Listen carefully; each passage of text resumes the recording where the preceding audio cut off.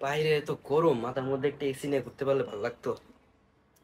মাথার মধ্যে তো আর এসি নিয়ে ঘুরতে পারবে না, তবে হাতের মধ্যে একটা এসি নিয়ে ঘুরতে পারবো। ধরো, কিন্তু ফ্যান।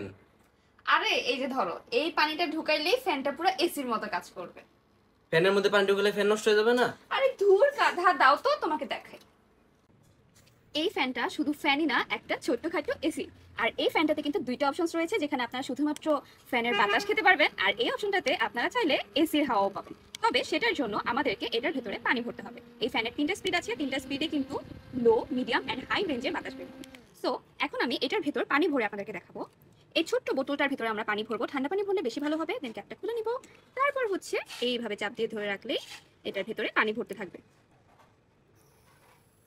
দেখতেই পাচ্ছেন পানি ভরার সাথে সাথে কিন্তু অলরেডি, ওয়াও, এত ঠান্ডা বাতাস।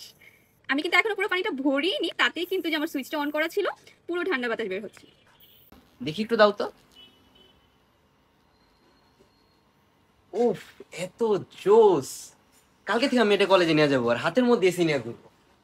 যাদের এলাকায় অনেক বেশি লোডশেডিং হয় আর গরমের তাপটাও একটু বেশি, তাদের জন্য কিন্তু রিজনেবল প্রাইসে এটা একটা বেস্ট প্রোডাক্ট হতে পারে। আর এটা সাইজে ছোট হওয়াও কিন্তু ব্যাগে ইজিলি ক্যারি করতে পারবেন। সো দেরি না করে এখনই অর্ডার করে ফেলুন। Cash on delivery available all over the Bangladesh.